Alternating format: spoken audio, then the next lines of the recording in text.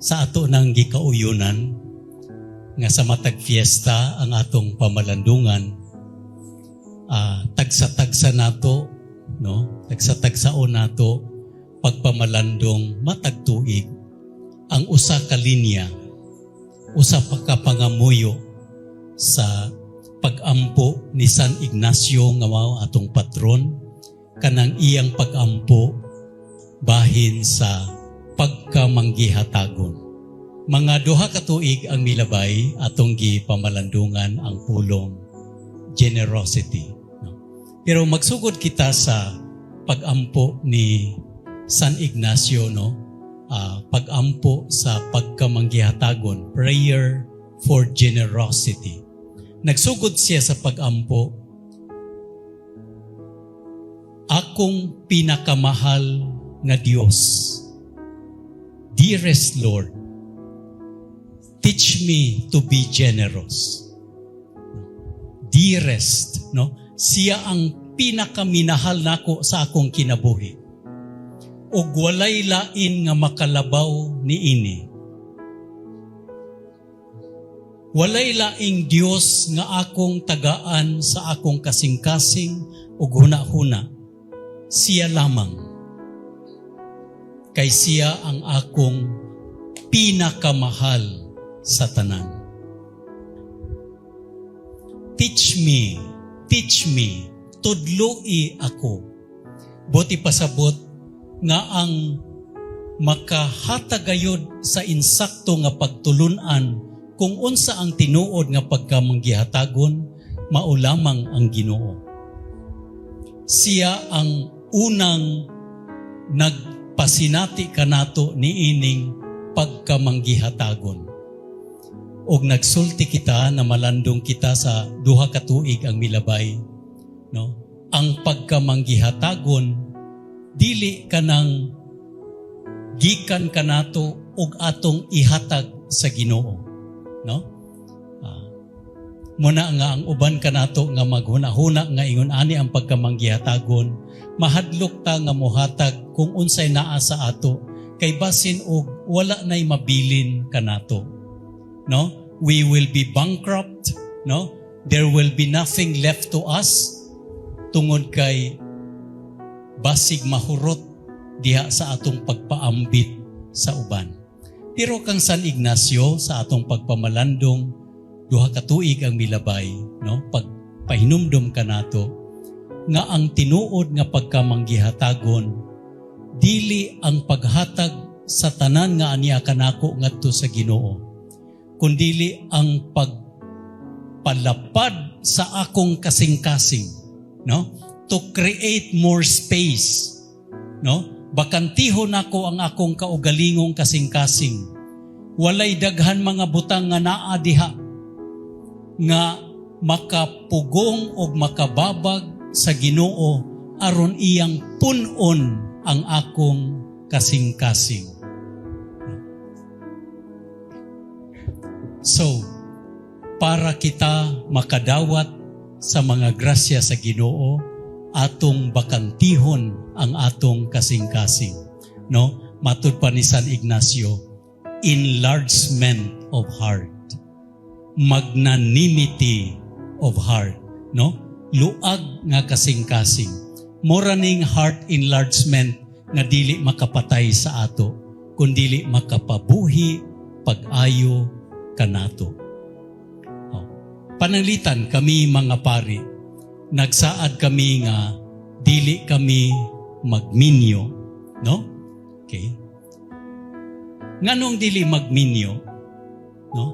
Para kami mas bakanti ang among kasing-kasing, para mas makasulod ang mga tao sa among kasing-kasing, sa among pag-alagad.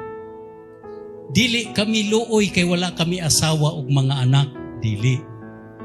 Sa mata sa pagkatinuod tungod niini nga kahimtang gitagaan kami sa Ginoo og mas daghan nga mga pamilya, mas daghan nga mga anak nga among atimanon. Mas gawasnon ang pagkinabuhi.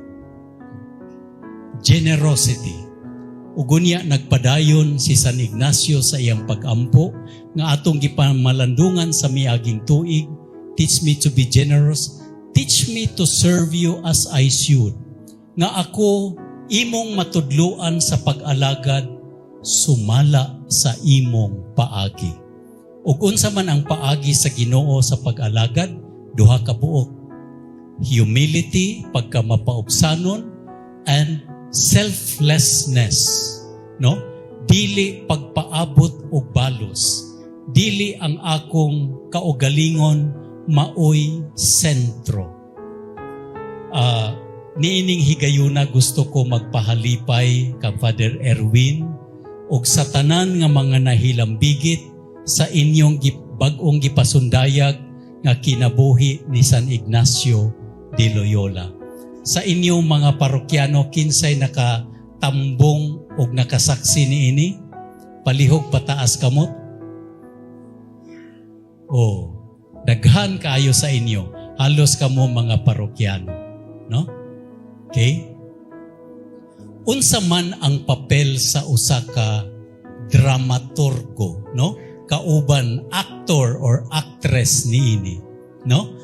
Usa kini pagdapit sa dili paghimo sa kaugalingon nga maoy sentro, kundili sundo nako ang akong papel, sundo nako ang akong role, aron ang kinabuhi ni San Ignacio akong mas mapadayag.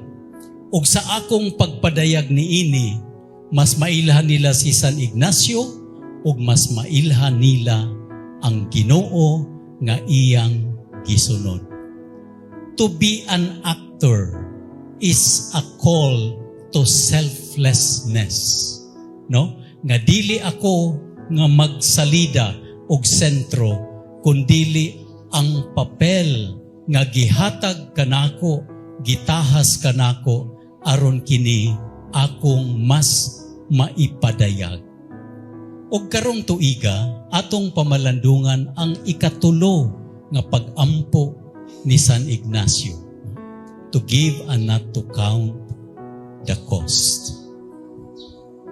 To give and not to count the cost.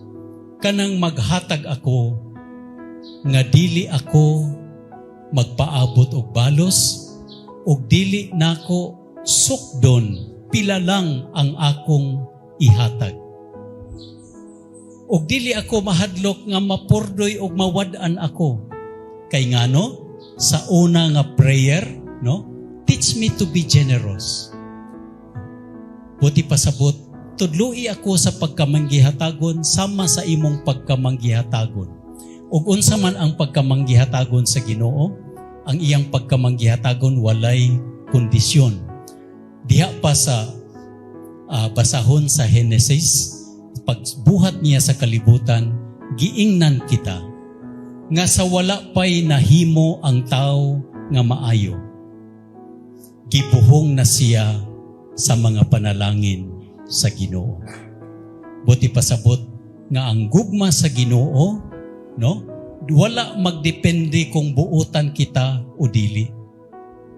Sama sa iyang ulan, sama sa iyang adlaw, nga nakapanalangin, bisa ni adtong mga mag-uuma nga wala mag-ampo kaniya. Ang iyang gugma para sa tanan. Dili kinahanglan nga ikaw magbinuutan aron kita higugmaon ug makasinati sa kaayo ug kaluoy sa Ginoo. No? Dili kinahanglan sa pagkatinuod sa wala pa kita mangumpisal ug muanhi sa simbahan, ang atong Ginoo nagpakamatay na alang kanato.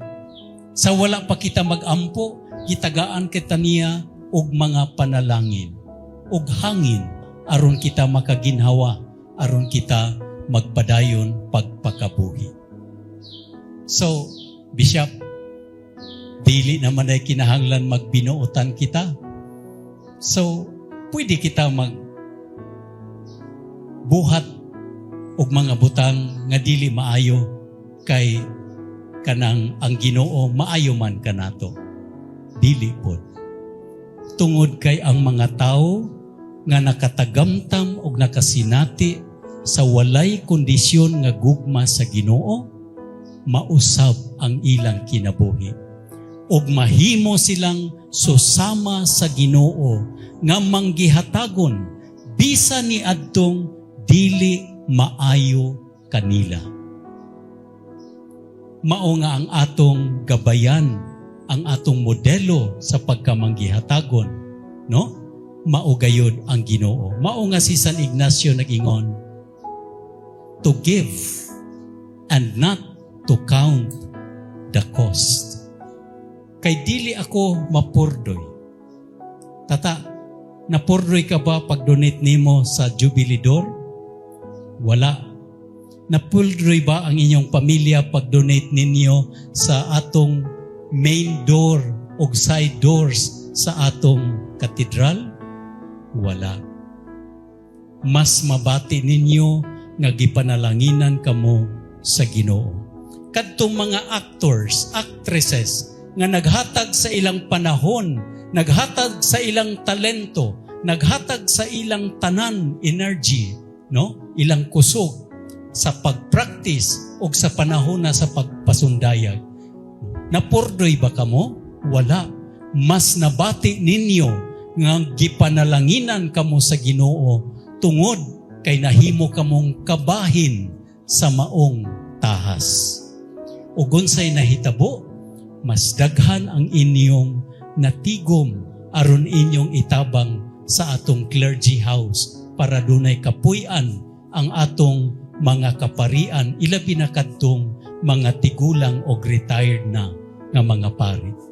Ang inyong pagkamanggihatagon nakapabulahan sa uban. Ang inyong pagkamanggihatagon wala makapurdoy kaninyo. Nakahimo kaninyo nga mas matarong nga mga tao. Busa mga igsuon, atong ampuon ang pag-ampo sa atong patron. Ginoo, tudloi kami sa pagkamanggihatagon. Tudloi kami sa paghatag nga walay pagpaabot og balos. Tungod kay kining atong pagpaambit sa uban, atong gihimo, dili aron panalanginan kita sa Ginoo. Tungod kay sa wala pa kitay gihimo nga matarong, gipanalanginan na kita sa Ginoo. So sayop ang paghuna-huna, no? Kanang moingon kita, mag-aktibo ako sa simbahan, mag-donate ako sa simbahan, mag-alagad ako sa katilingban, aron ako ma-bless sa Ginoo. No? Usahay ka na ang atong huna-huna, I will serve so that the Lord will bless me. That is wrong theology. Sayop ka na nga panghuna-huna. Dili ka na mao ang pagtulunan sa simbahan. Nga magsakripisyo kita, mag-alagad kita aron kita panalanginan sa Ginoo. Ang insakto nga Catholic theology, no? Sakto nga pagtulunan sa usa ka Katoliko nga nagtuo sa Ginoo. Dili nga mag-alagad kita aron kita panalanginan sa Ginoo. Kundili nag-alagad kita kay gipanalanginan na kita sa Ginoo. Ang atong pag-alagad ug ang atong pagkamanggihatagon nagsalamin ug nagtimaan that the Lord has already blessed us. Sa wala pa kamo nahimong choir, the Lord has already blessed you with voices. Sa dihang nagpractice kamo, the Lord has blessed you with discipline. Kitang tanan nga nagkatigom dinhi, gidapit nga mamahimong manggihatagon ngadto sa katilingban sa atong isig katawo nga walay pagpihig ni bisan kinsa, walay pagpili, kay mao kana ang matang sa pagkamanggihatagon sa atong Ginoo. Ang atong Jubilee Door bukas alang kanato. Ngani mas gipalabi sa Ginoo nga ang mosulod dinhi mao kadtong layo kaniya. Kadtong mga tawo nga nagpalayo kaniya ug mosulod sila niining maong ganghaan nga mao si Kristo nga nagpaabot sa taas na nga panahon aron iyang ipabuhagay ang iyang grasya aron sama sa atong mga katawhan diha sa atong unang pagbasa ug sa atong ebanghelyo. Matagaan unta kita sa kabukas sa kasing-kasing nga magpadayon sa Ginoo diha sa atong inadlaw-adlaw nga kinabuhi. Bulahan kaayo kamo karon tungod kay gitubag sa Roma ang atong pangandoy nga madeklarar ang inyong simbahan na Jubilee Church sulod sa inyong pagsaulog sa inyong Silver Jubilee. Og atol ni ining maong selebrasyon, malipayon usab kita nga kamo nakabaton og bag-o nga pari nga mag-alagad kaninyo og karon siya atong i-instalar nga inyong bag-ong magbalantay dinhi sa inyong parokya aron magpadayon sa pagtudlo kaninyo unsa ang tinuod nga pagka-maalagaron, pagka-manggihatagon sa Ginoo ngadto sa iyang katawhan.